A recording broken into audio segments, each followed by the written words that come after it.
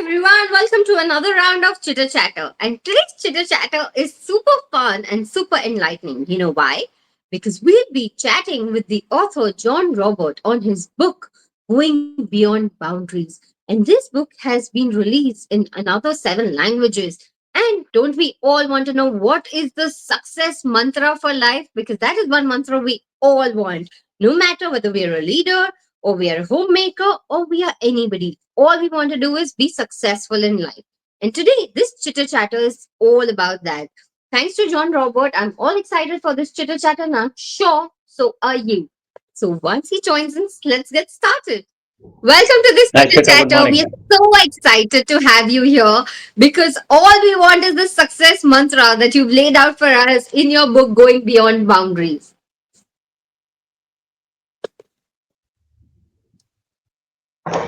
Thank you for having me on your podcast, Shweta.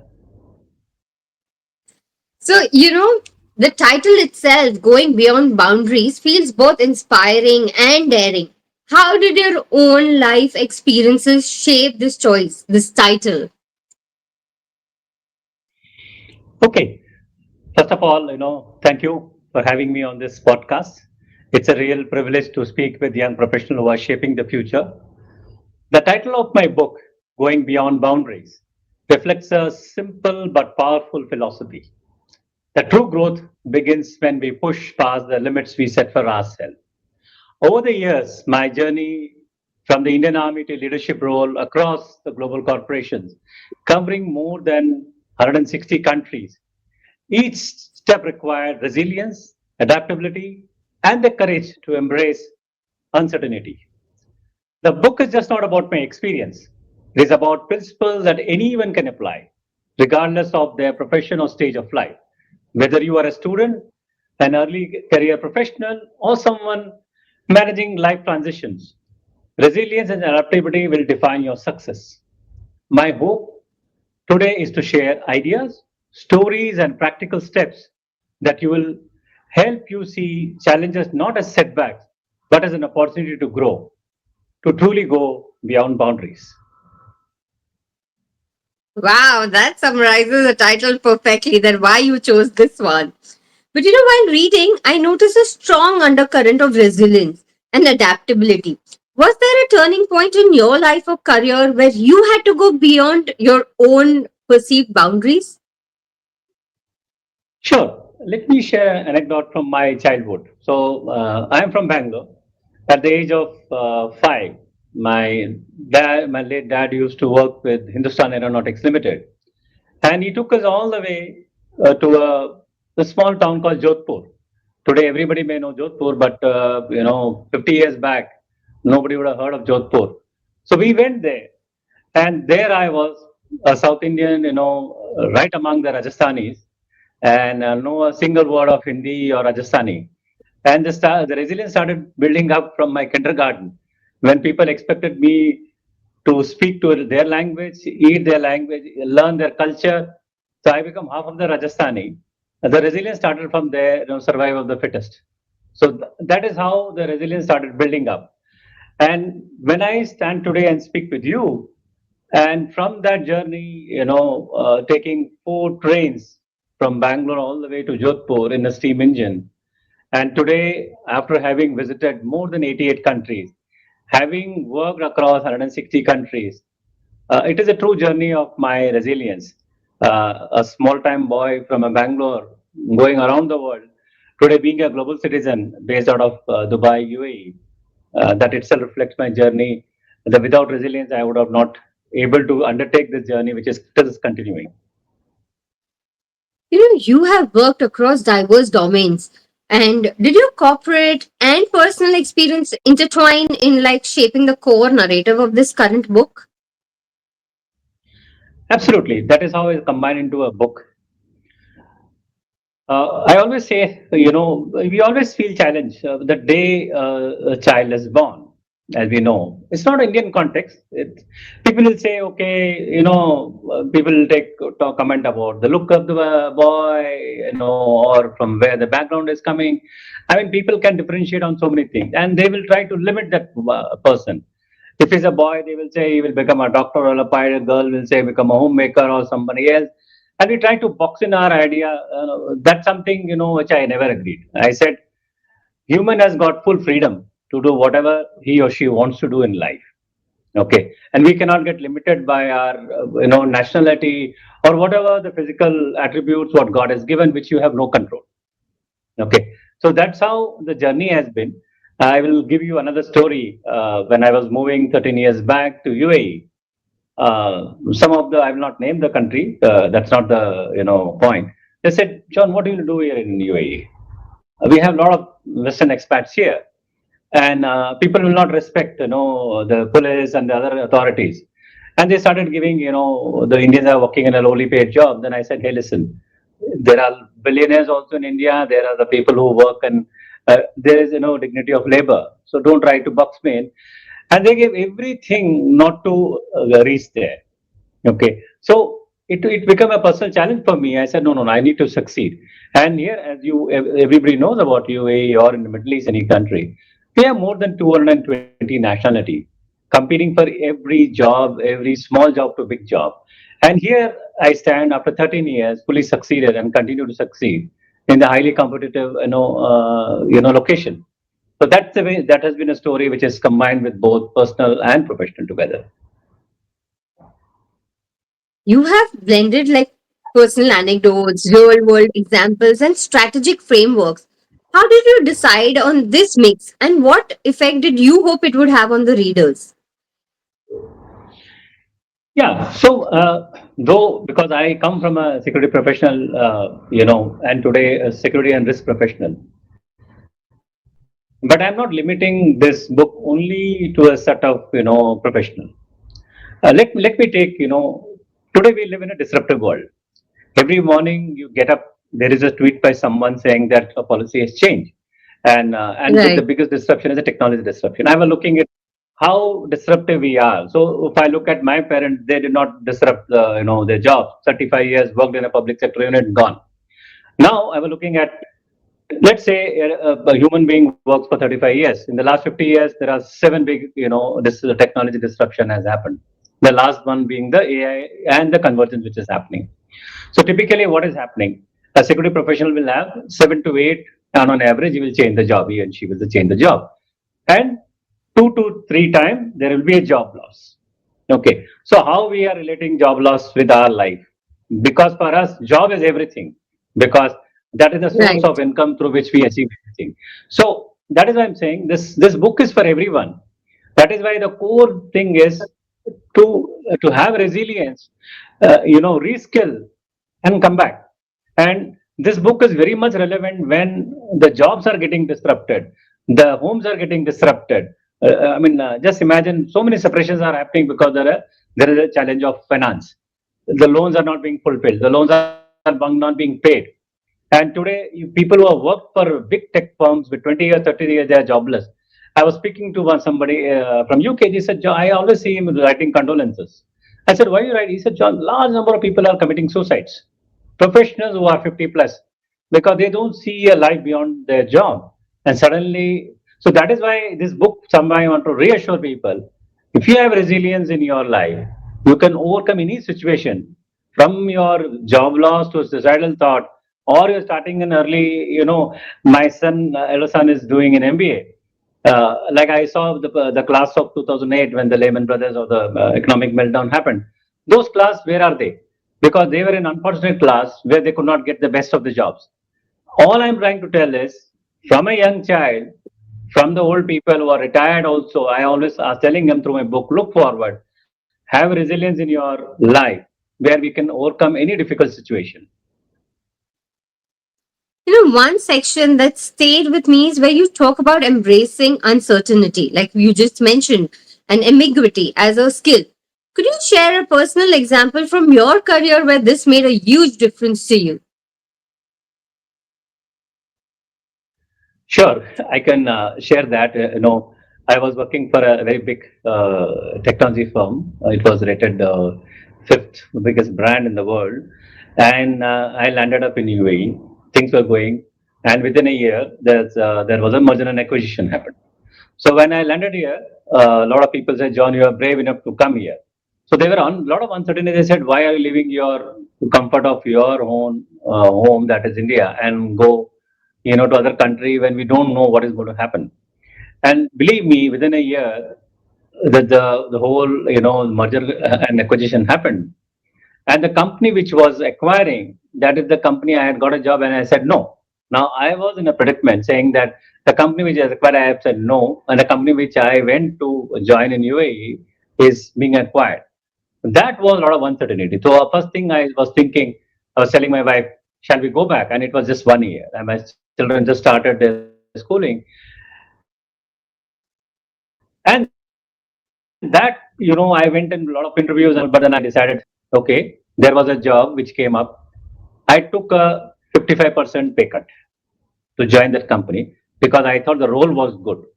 And that 4 months, I have to sit alone in my apartment in Chennai. My family was in Dubai, to clear my cobweb in my mind. What is my next stage? So, in everybody's career and life, there will be a lot of times when this uncertainty would be there. All I did was to read more books, okay, and speak to the mentors. I would say the role of a mentor is a very important in life, and especially in professional life. As you have gurus in your personal life, mentors can really clear your, confusion, or that what you have a cobwebs in your mind, can help you out. And one of my mentor for last 20 years is Mr. Shiv Kumar. He is the one who took an exception to write my forward. Today, he Yes. is a great leader around the world and teaches. So that's how my uncertainty was cleared by my mentor Shiv and others. The forward is written by your mentor, Shiv Kumar, is a huge highlight. How did that collaboration come about, and what does this endorsement mean personally to you? Because he's been mentoring you for so long. Yeah, it has been a great honor and privilege that he wrote to me, and in fact, he never even hesitated even for a minute when I reached out. I also didn't have any hesitation when I reached out to him. I said, Shiv, this is my book. He said, okay, John, tell me, which is the book you're writing? What is your theme? Then I said, and his publisher is also a Penguin. He put me with someone in Penguin. He said, you want? I said, no, I already chosen a publisher, and I'm about to close the deal with them. And for me, it's a huge endorsement of my ethics. He always very clearly writes that John is one of the most honest and ethical professional he has ever met in his career. And he has a career more than 45 years. And when he says it's a personal endorsement, and to stand amidst everything what goes around, and you be still and follow what is the right thing, both morally, what is ethical, and what is correct. That is what the endorsement is all about. This isn't a short read, it's layered and thoughtful. What was your writing process like? Did you write it chronologically or as a standalone and then, you later stitched it together? What was it like? Yeah. So for me, I didn't write chapter wise. Then I have to think and just fulfill the blank. Okay, I'll have this chapter. And for me, I wrote over a period of 2 to 2.5 years during pandemic. Just after pandemic, I said I had a little more time working from home. I wrote in theme wise. So I wrote in theme wise, okay, this is the theme, that's the theme. And later on, I stitched it together. No, I didn't write, just in a linear fashion, okay, let me start and then put it like a précis. I didn't write that way. It was a theme wise, then overall later on stitched together into a book, and a lot of storytelling there and a lot of case studies. Were there any stories or chapters you really loved but had to leave it out for the final draft? There were many. So, in fact, there were a lot of personal experience which I had. As you know, Sweta, when I had this for publication, I was working for a company, and there are a lot of companies who are still active. I didn't want to know because some of the stories would come from the what we are working or the experience. So there were certain stories I could not publish. Maybe in the later book, I may publish as a fictional. The aim is to not to name and shame. The aim is to go to the reader where they can learn from my experience. And there were a lot of my friends, and they wanted to endorse. They wanted to share the story. Unfortunately, I cannot have all the stories put together in my first book and my debut book. Maybe I will take it in the second, which I'm working on. We all are hoping for the second book because you taught us so much with going beyond boundaries in the first one that, and we know, there's so much learning that it can't be comprised in one book. So we all are already hoping for the second one. Also, you have launched this book in 7 languages, which is quite a feat. What was the driving force behind making this a global launch rather than a single language debut? Yes, very good question, Sweta. I was looking at some of the data points. Both native and non-native English speakers are 1.5 billion out of 8 billion plus population what we have. I'm not looking at who can read it, but there are 6.5 billion who were left out of if I have written only in English. So I combined 7 of the international language, including Hindi. So I could cover large number of the global population. As I speak, where I've been speaking with the publisher to add 2 of the local uh, South Indian language to add, then it will become 9 of them. Because I have worked around the world, and the language is not a barrier. Everybody wants to learn from your stories, if you put it in the right perspective. In fact, the book has been soft launched in Mexico, Brazil, Egypt, UAE, all the places which you cannot, even China. So a lot of my friends have taken it and did a soft launch, across the world. So I thought it is better being a global professional. I thought only I should not be limited only with English, which will have a limited audience of 1.5 billion. I wanted to take it to the world. That was the reason behind of having it in 9 languages. Also, the way you structure the book makes it easy for readers to apply the ideas in real life. I mean, if someone picked it up, going beyond boundaries itself today was the first small step they could take after finishing the first chapter, according to you.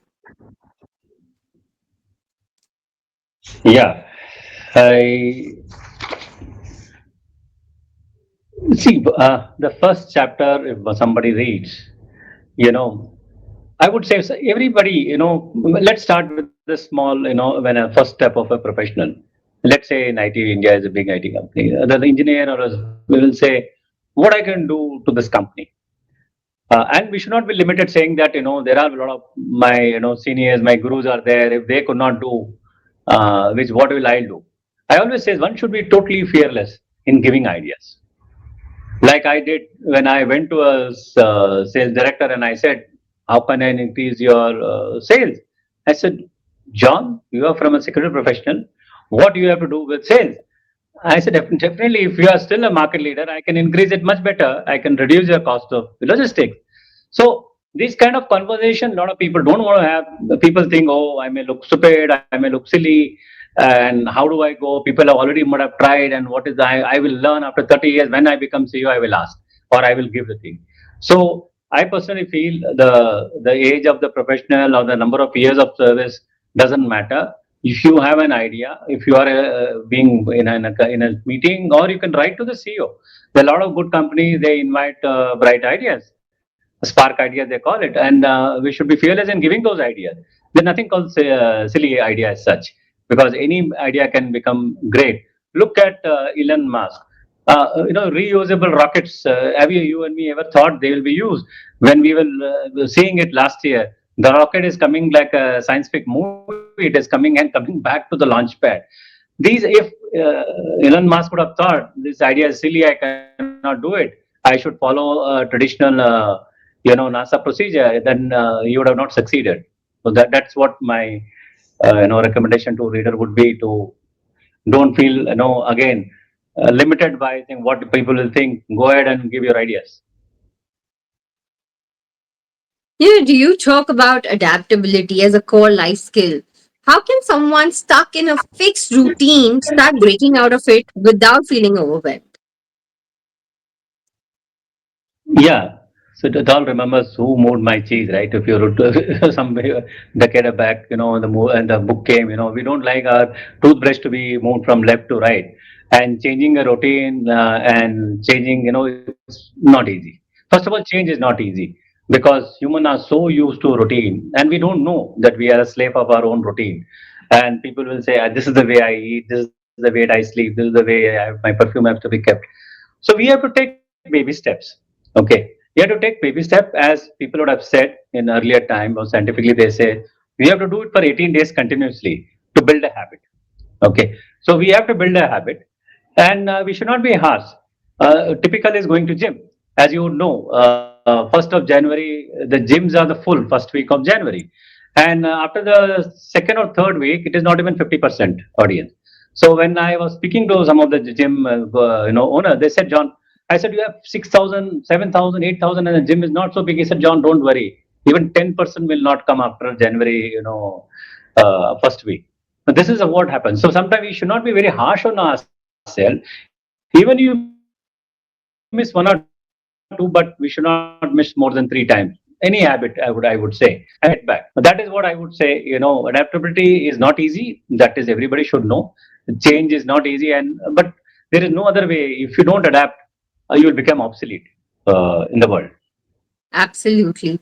Some readers may not be in leadership positions, but still would want to grow personally or professionally. How does this book specially cater to them?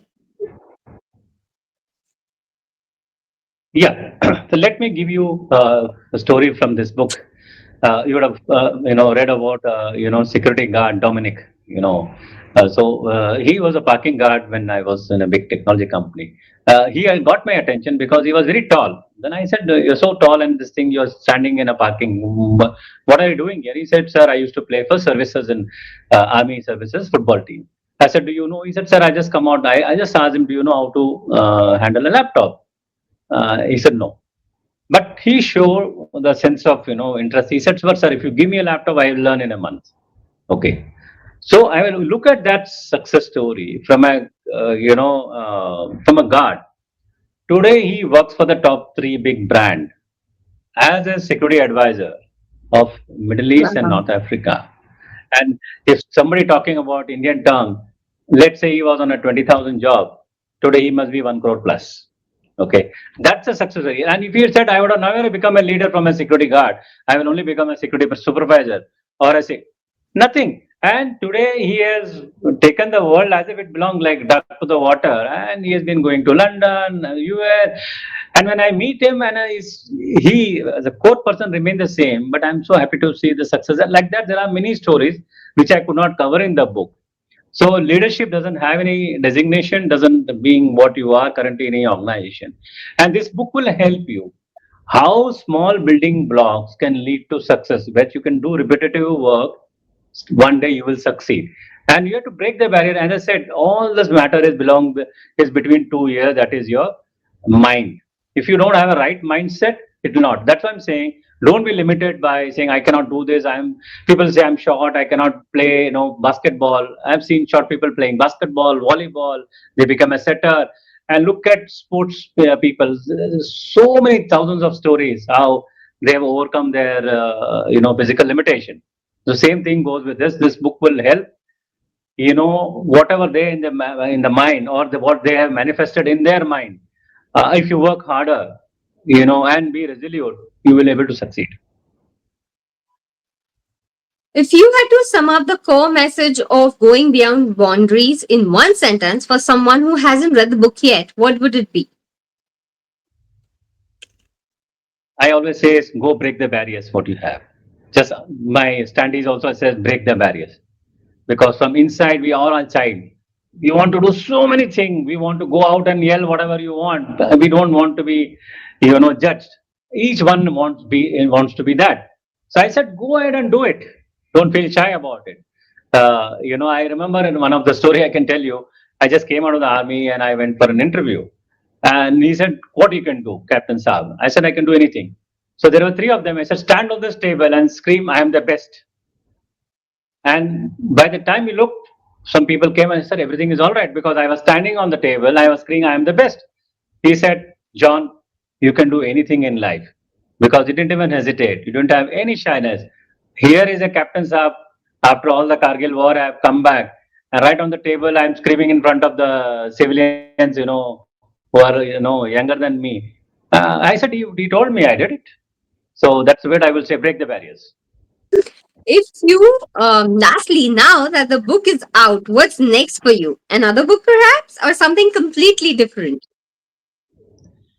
Yeah, so currently I'm in the process of taking this book to the nooks and corners of the world. So I have a lot of activities planned.